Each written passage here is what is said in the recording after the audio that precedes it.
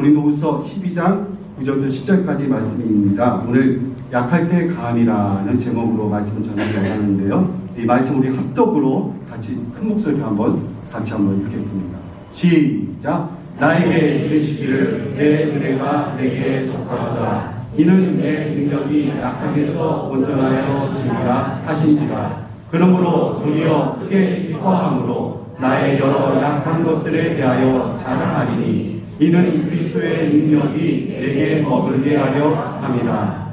그러므로 내가 그리스도를 위하여 약한 것들과 능력과 궁핍과 박해와 공고를 기뻐하노니 이는 내가 약한 그때에 강함이라. 아멘.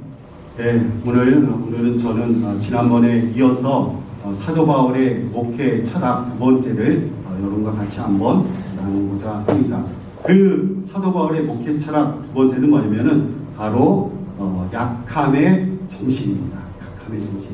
오늘 제목에도 약할 때 감이라 이렇게 제목을 정했고요. 오늘 읽은 말씀의 고린도후서 12장 9절에 보면은 약한 그때가 곧 감이라 이렇게 사도 바울은 고백하고 있는 것입니다.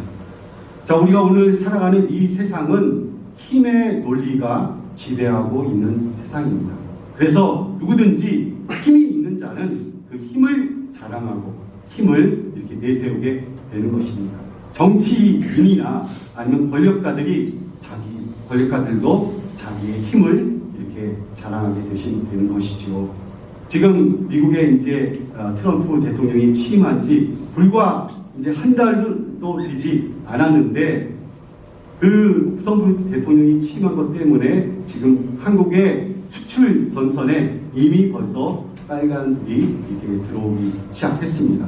그것은 미국이 보호무역과 그 다음에 관세 때리기, 이 관세 폭탄이라고 하죠. 관세 때리기 때문에 지금 한국이 지금 어려움을 겪고 있을 뿐만 아니라 전 세계가 지금 굉장히 어려움을 겪고 있습니다. 그래서 트럼프 정부는 우리 한국에서 수출하는 이 자동차와 그 다음에 반도체에 대해서 25%의 관세를 때린다고 지금 이렇게 준비한다고 합니다.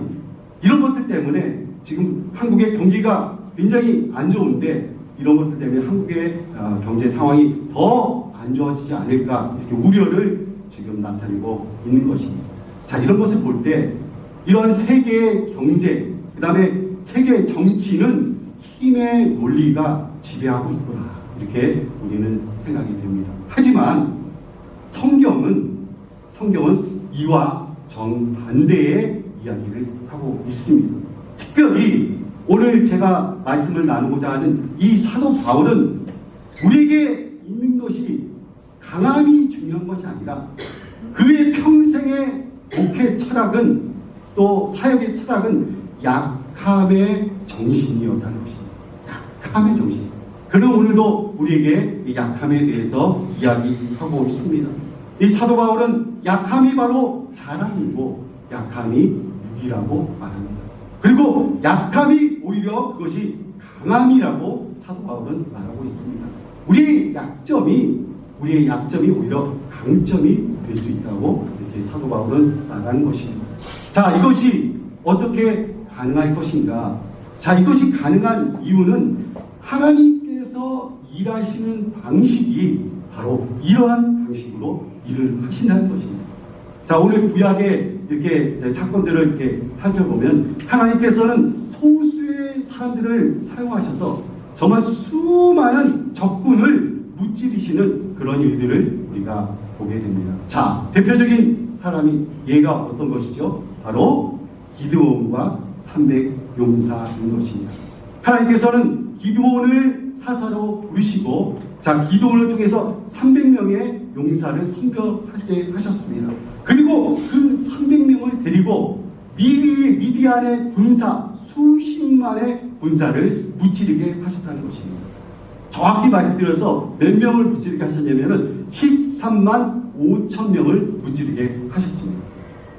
불과 300명의 군사로 13만 5천 명을 무찌르게 하셨다는 것입니다. 자, 자, 오늘 본문을 한번 제가 읽어드리겠습니다. 여기 사사기 7장 2절에 보니까 여호와께서 기드온에게 이르시되 너를 따르는 백성이 너무 많은즉 내가 그들의 손에 미디안 사람을 넘겨주지 아니하리니 이는 이스라엘이 나를 거스려 스스로 자랑하기를 내 손이 나를 구원하였다 할까 함이니라. 하나님께서 이 자신의 마음을 얘기하십니다. 너희들이 지금 숫자가 많은데 이 많은 숫자로 전쟁에 이기게 되면은 교만해져서 우리가 우리의 힘으로 이겼다고 생각할까봐 그것을 염려하여 경계하여서 지금 하나님이 300명만 뽑게 하신 것입니다. 자, 이 말씀을 하시고 22,000명을 집으로 되돌려 보냈습니다. 그리고 남은 숫자가 이스라엘 군대의 숫자가 10,000명이었습니다. 근데 이 10,000명도 많다는 거예요. 그래서 이 10,000명 중에서 300명만 추려서 다시 하나님께서 선별하라고 이렇게 기드온에게 명령하셨습니다. 자, 사사기 7장 7절을 제가 한번 읽어드리겠습니다. 여호와께서 기드온에게 이르시되 내가 이 물을 핥아 먹은 300명으로 너희를 구원하며 미디안을 내 손에 넘겨주리니 남은 백성은 각기 자기 처소로 돌아갈 것이니라 하시니 300명으로 미디안을 다 물리치고 너희들을 구원하게 될 것이다. 이 하나님이 지금 이렇게 말씀하시고 계신 것입니다. 하나님께서 지극히 적은 소수의 군병들을 사용해서 수십만의 14만 5천 명의 미디안 군대를 무찌르신 것입니다. 자, 이런 사건들을 보면서 이 성경에 보니까 요나단은 하나님의 역사, 하나님의 전쟁은 수의 많고 적음에 달려있지 않다고 이렇게 성경에서 고백하고 있습니다. 그는 사무엘상 16장 6절에 말하기를 하나님의 전쟁, 하나님의 구원은 숫자에 많고 적음에 달려있지 않다고 그는 고백하고 있습니다. 우리 같이 한번 읽어볼까요? 14장 6절 같이 한번 읽겠습니다. 시작. 요나단이 자기의 무기를 든 소년에게 이르되 우리가 이 할례 받지 않은 자들에게로 건너가자. 여호와께서 우리를 위하여 일하실까 하노라. 여호와의 구원은 사람이 많고 적음에 달리지 아니하였느니라. 아멘. 요나단이 고백하는 거예요. 하나님의 전쟁, 하나님의 구원은 숫자에 많고 적음에 달려있지 않다고 지금 이렇게 고백하고 나가고 있는 것입니다. 하나님의 구원의 역사는 소수의 사람을 사용하셔서 다수의 많은 적들을 물리치는 역사로 이렇게 나타나고 있는 것입니다. 그 하나님의 이 귀한 이 진리와 이 복음의 역사, 하나님의 이 방법이 오늘 우리의 삶에도 동일하게 적용되고 있는 것입니다. 하나님께서는 정말 다수의 무리가 아니라 소수의 정의 부대를 사용하셔서 하나님의 역사를 이루시고 어둠의 권세를 물리치시고 사단의 공격을 막아내신다는 사실입니다. 우리 하노이 선교교회가 하나님의 정의 부대임을 저는 믿습니다. 하나님의 정의 부대. 우리 하노이 선교교회가 기드온의 300용사들과 같이 비록 적은 수이지만은 거대한 사단의 공격을 막아내는 하나님의 정의 부대임을 저는 믿는 것입니다. 제가 금요 기도회 시간에 자주 이런 얘기를 합니다. 무슨 얘기를 하냐면은 일당백이라는 말을 많이 합니다. 일당백, 그게 무슨 말인가? 한 명의 기도의 용사가 100명의 기도의 몫을 감당하는 자리가 바로 금요 기도의 자리라고 저는 얘기하는 것입니다. 자, 금요 기도에 한 20명에서 25명 나오거든요. 그러니까 2,000명, 2,500명의 사람이 기도하는 것과 똑같은 역사가 일어나는 것입니다. 이것이 하나님의 역사예요. 할렐루야. 자, 구약에서 하나님이 함께 하시는 전쟁이 군사의 수와 관계없고 많고 적음에 관계없는 예가 또 한 가지 예가 나오는데 그것이 바로 다윗 왕의 인구 조사를 통해서 이것이 또 드러나게 됩니다. 자, 역대상 21장에 보면은 다윗이 인구 조사를 하게 됩니다. 그런데 하나님이 이 인구 조사하는 이 다윗 왕의 인구 조사에 대해서 하나님이 진노하셨습니다. 그리고 하나님이 진노하시고 이스라엘 백성들에게 벌을 내리시는 장면이 나옵니다. 자, 하나님께서 다윗 왕은 인구 조사를 했을 뿐인데 그것이 무슨 큰 잘못이 있습니까? 왜 하나님께서 그 인구 조사한 다윗 왕에게 진노하셨을까요? 다윗 왕은 잘못했습니다. 왜 잘못했냐면 인구 조사한 그 동기가 뭐냐면 그의 교만함이 그 인구 조사의 동기에 나타나 있었기 때문입니다. 왜냐하면은 하나님이 함께 하셔서 다윗의 군대가 이방 군대와 싸울 때 승승장구하며 계속 이기는 것입니다. 전쟁에 한 번도 패한 적이 없어요. 이기고 승리하게 되자 다윗의 마음속에 자신도 모르게 교만한 마음이 싹트게 되는 것입니다. 그래서 이런 생각이 드는 것입니다. 내가 이 전쟁에 승리하는 것은 내가 능력이 있고 또 군사 수가 많이 났기 때문에 이긴 것이 아닌가, 이렇게 교만한 마음이 드는 것입니다. 그래서 군사의 숫자를 파악하려고 했던 것입니다. 자, 이 의도를 알고 있는 모압 장군은 이 다윗 왕이 인구를 숫자를 파악하려고 할 때 말렸어요. 왕이요, 제발 그렇게 하지 마십시오. 이렇게 말렸던 장면이 나옵니다. 역대상 21장 3절에 보니까 요압이 이렇게 말합니다. 요압이 아뢰되 여호와께서 그 백성을 지금보다 100배나 더하시기를 원하나이다. 내 주 왕이여, 이 백성이 다 내 주의 종이 아니니까 내 주께서 어찌하여 이 일을 명령하시나이까? 어찌하여 이스라엘이 범죄하게 하시나이까 하라. 이 요압 장군은 다윗의 이 인구 조사가 다윗의 교만함 때문에 나왔다는 것을 알고 뜯어 말리려고 한 것입니다. 이러한 요압 장군의 만류에도 불구하고 다윗은 밀어붙여서 인구 조사를 실시하게 된 것입니다. 그런데 성경은 거기 읽어보니까 이러한 다윗의 인구 조사가 누구의 획책으로부터 시작되는가를 정확하게 기록하고 있습니다. 누구의 계략이죠? 바로 사단의 계략임을 이렇게 말하고 있는 것입니다. 역대상 20장 1절을 한번 같이 한번 읽어봅시다. 큰 목소리 읽어봅시다. 시작. 사단이 일어나 이스라엘을 대적하고 다윗을 충동하여 이스라엘을 계수하게 하니라. 이 사단의 계략에 다윗은 말려 들어가게 된 것입니다. 그의 마음에 교만함이 있었기 때문에 이 사단의 이 충동의 계략에 이 다윗은 말려 들어가게 된 것입니다. 게다가 하나님께서는 이 다윗의 인구 조사를 정말 악한 것으로 여기셨다고 성경은 기록하고 있습니다. 역대상 20장 7절에 하나님이 이 일을 악하게 여기사 이스라엘을 치시네.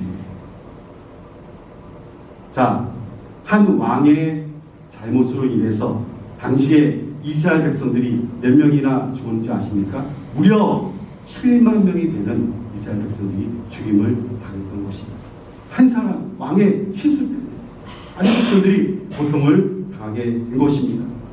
다윗이 전쟁에 이긴 것은 전적인 하나님의 역사예요. 하나님의 도우심이었는데 다윗은 이것을 잊어버리고 자신이 잘나서, 자신이 뛰어나서 이렇게 전쟁에 이긴 것으로 착각했던 것입니다.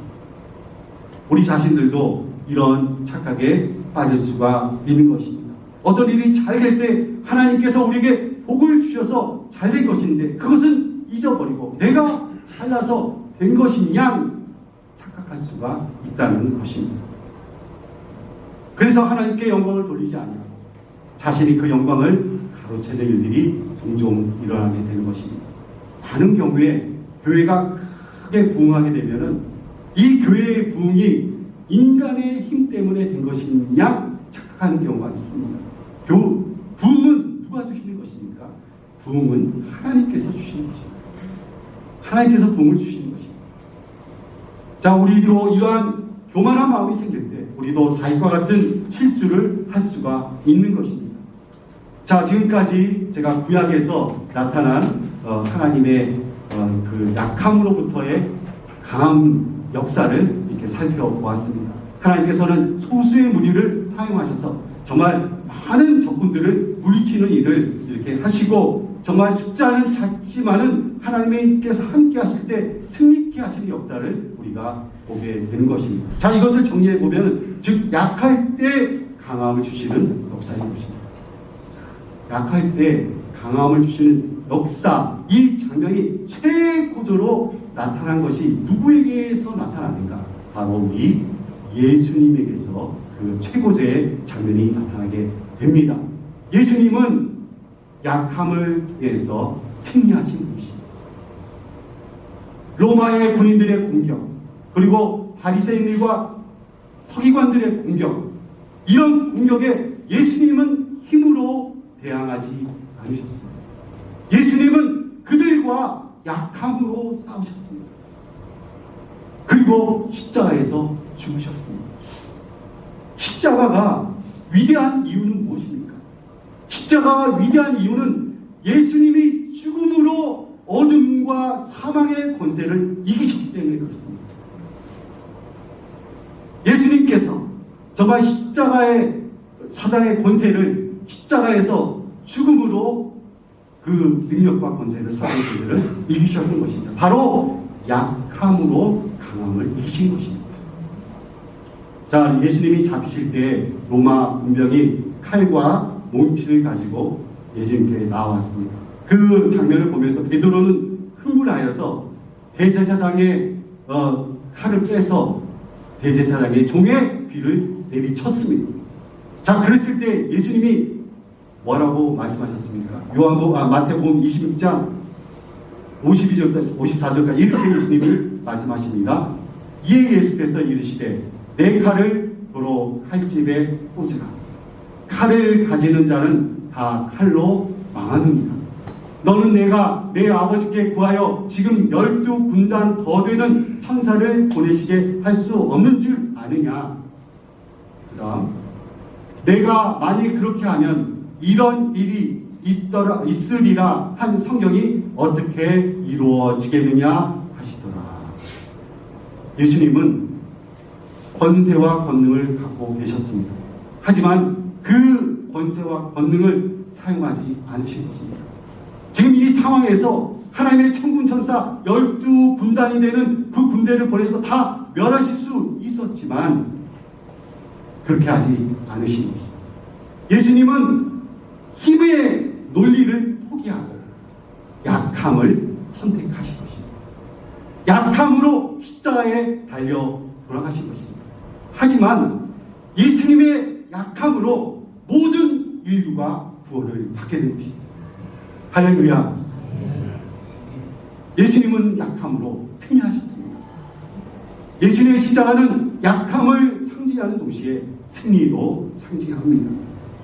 자, 고린도서 십자가를 통해서 예수님의 약함이 바로 강함이 된 것입니다. 자, 오늘 고린도서 14장 4절을 한번 같이 한번 큰 목소리로 읽어보겠습니다. 시작. 그리스도께서 약하심으로 십자가에 못 박히셨으나 하나님의 능력으로 살아계시니 우리도 그 안에서 약하나 너희에게 대하여 하나님의 능력으로 그와 함께 살리라. 아멘. 예수님이 약하심으로 십자가에 못 박히셨지만은 하나님의 능력으로 지금 살아서 우리 가운데 거하십니다. 너희들도 우리 주님 안에서 약하지만은 하나님의 능력으로 강해질 수 있다. 약할 때에 강하게 되는 것입니다. 이것이 역설적이지만 이것이 하나님의 진리인 것입니다.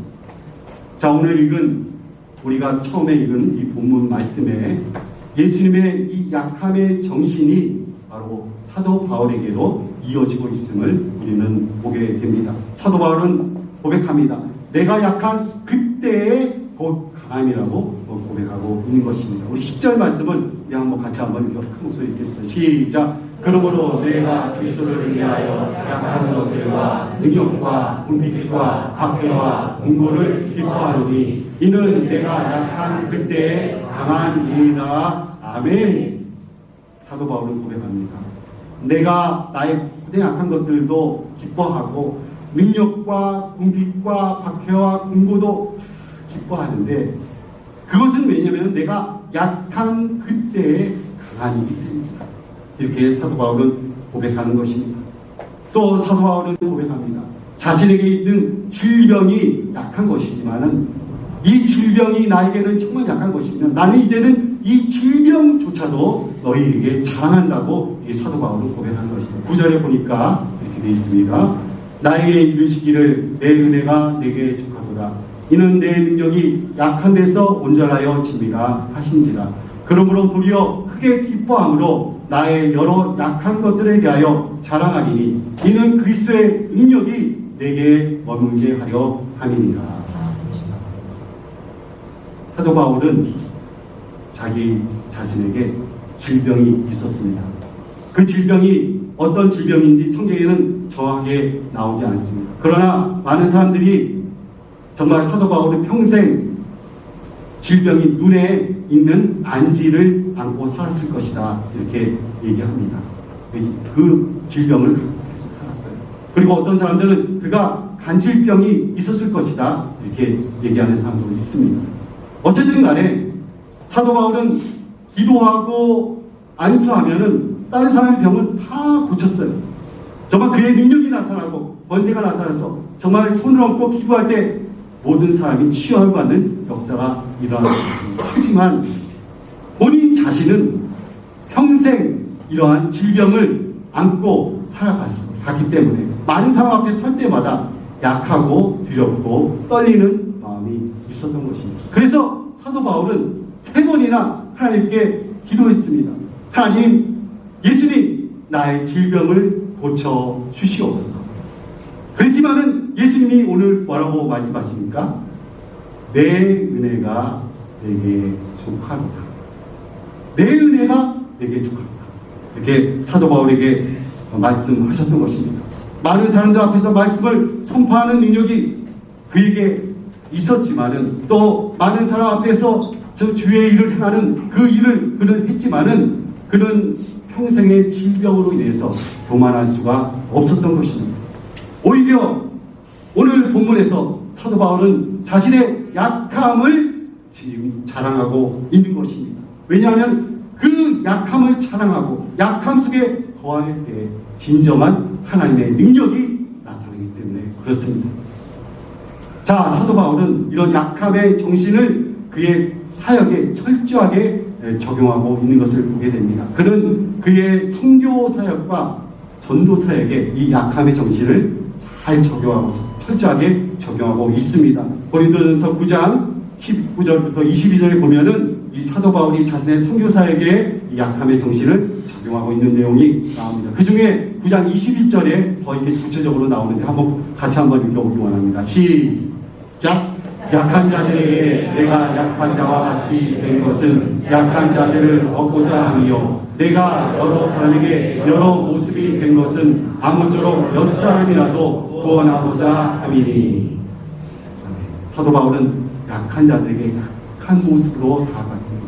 그리고 모든 사람에게 모든 사람의 모습이 된 것은 많은 사람에게 복음을 전하기 위한 그런 이유가 있었습니다. 심지어 그는 자유로운 사람이었지만 복음을 전하기 위해서 모든 사람의 종이 되었다고 그는 고백하고 있습니다. 오늘 9장 19절에 이렇게 또 기록하고 있습니다. 내가 모든 사람에게 자유로우나 스스로 모든 사람에게 종이 된 것은 더 많은 사람을 얻고자 합니다.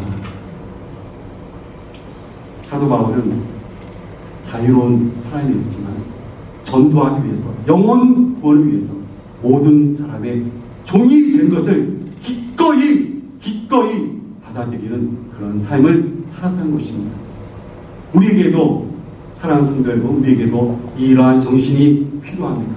예수님의 약함의 정신, 또 예수님의 십자가의 정신이 우리에게 필요합니다.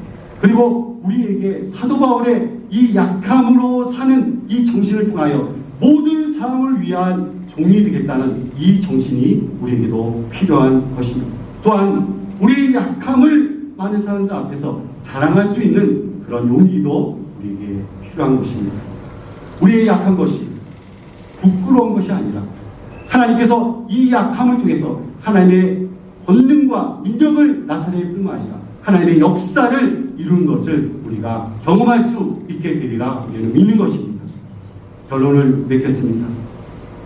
세상 사람들 더 많은 힘과 권력을 갖기 위해 정말 애썼습니다. 그리고 돈에 힘이 있다는 것을 알고 있기 때문에 더 많은 부를 취하기 위해서 정말 불철주야 하는 노력을 하고 있습니다. 하지만 우리 성도들은 약함으로 세상을 이기는 사람인 줄 여러분 믿으시기 바랍니다.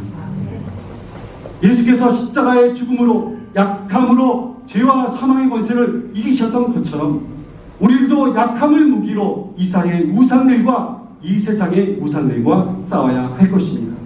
또한 복음을 위해서 스스로 기꺼이 종이 된 사도 바울과 같이 우리도 복음을 위해서 스스로 종이 되기를 결심하는 은혜가 있기를 간절히 원합니다. 베트남 사람들에게 복음을 전하기 위해서 어떻게 되어야 됩니까? 우리가 베트남 사람처럼 되어야 하는 것입니다. 자, 어린 아이들에게 복음을 전하기 위해서 우리는 어떻게 해야 됩니까? 어린 아이처럼 되어야 되는 것입니다. 가난한 사람에게 복음을 전하기 위해서 우리는 어떻게 해야 됩니까? 가난한 사람처럼 되어야 하는 것입니다. 그리고 나의 약함이 더 이상 부끄러움이 아니라 오히려 이 약함을 통해서 하나님의 능력이 온전히 나의 삶 속에서 나타나기를 기도하는 여러분과 저희가 되기를 간절히 원합니다. 2025년 이제 2달이 지나고 있습니다. 하지만 2025년 한 해가 약함으로 승리하는 한 해가 되기를 주님의 이름으로 축원합니다. 축원합니다. 우리 찬양하며 주 앞에 나아가겠습니다. 약할 때